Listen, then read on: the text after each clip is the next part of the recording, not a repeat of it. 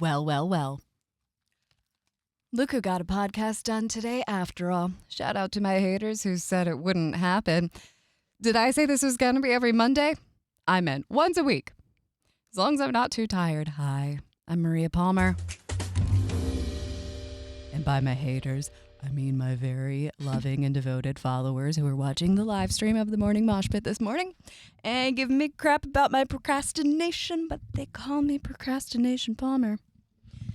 No one calls me that, but I am recovering from a Foo Fighters show. I'm in my 30s now. I only have so much of that in me still. Dave Grohl was like, we got 3 hours of music tonight. And I was like, you have got 3 hours of music tonight. I've got about an hour and a half in me. Me and Dr. Scholes have a whole date night set up. Except then I stayed out until like 11:30. Shout out Lauren O'Neill. You're the only person that can make me do that. Anyway, who died? So sad. Welcome to the morning show. Oh, but they were human. Oh no, they're dead. Erwin Ding-Schuler died August 11th, 1945. And given the name and the 45, you can see where this is going. On September 19th, 1912. Erwin Oscar Ding-Schuler was appropriately born in Bitterfeld, Prussia. Remember Prussia? He did the med school thing, became a surgeon, got specialized training in diseases such as typhus, but his peers said he lacked expertise in his field despite the training. So he was a stupid smart person. It's like the most evil kind. Joined the Nazis in 1941. He was real ambitious about it. Rose to the rank of SS Sturmbannführer, which is Nazi for major. Major dickhead.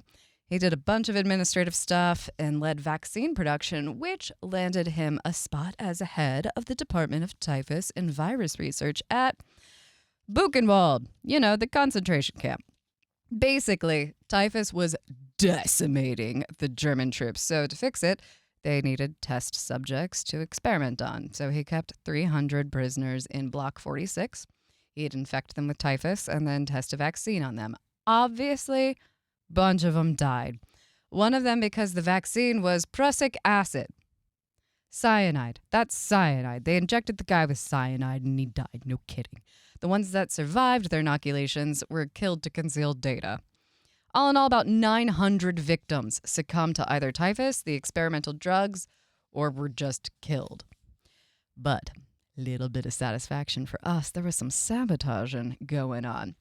So not all of the scientists were Nazis. Some of them were Jewish, some of them were Polish, yada, yada, yada.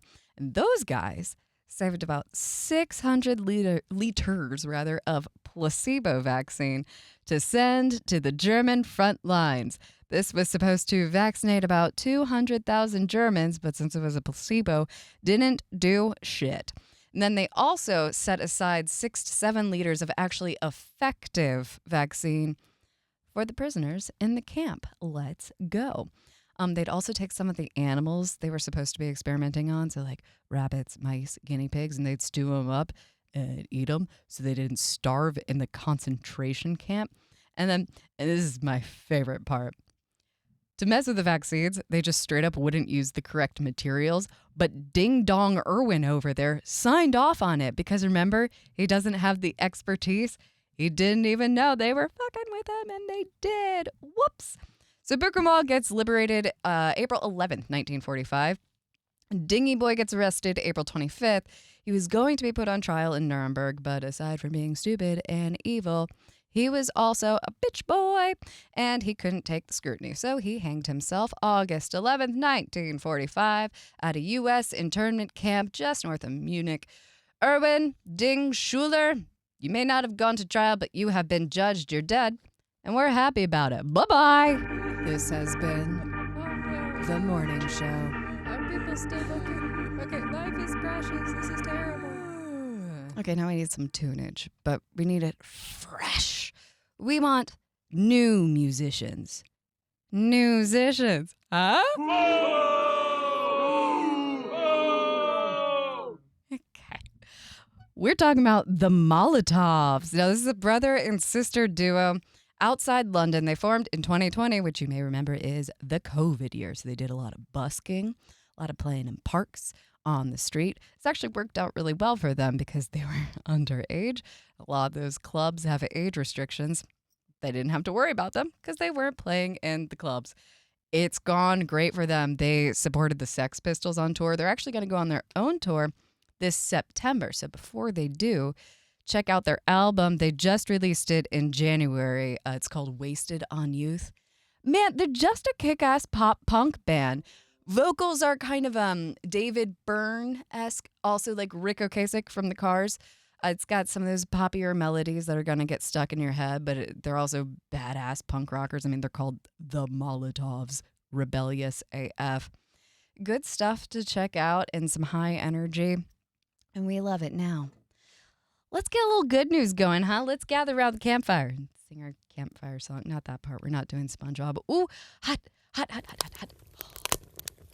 Anyway, we got good news going on in the world. It's not all doom and gloom, despite what my rock show might make you believe.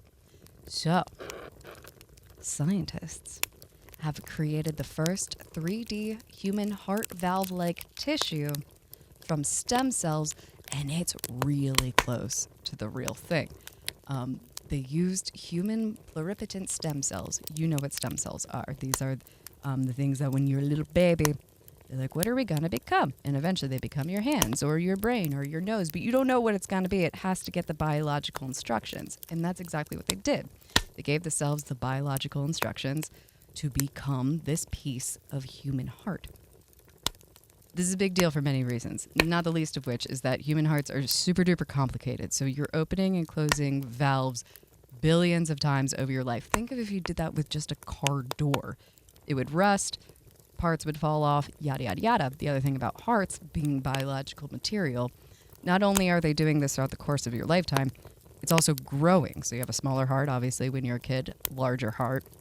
And in the meantime, you're going to need different sizes. So kids that would have heart defects would have to get surgery after surgery after surgery after they grew, just so that the heart hardware, if you will, could keep up with them. But what this could lead to, and we're not there yet, but what it could lead to are these replacement parts that could be made of your own personalized cells and therefore could grow with you.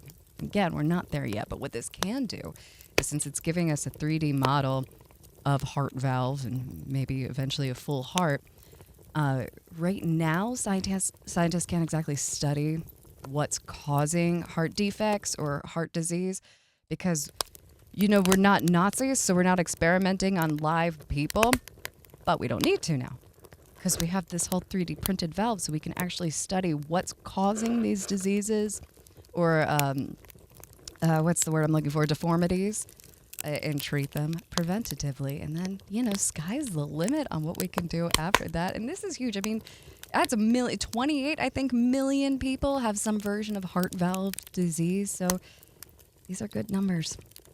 And this was a good time hanging with you. And again, to you, dear listener who doubted me, I love you. And also suck butt. This has been Maria Palmer. Bye-bye.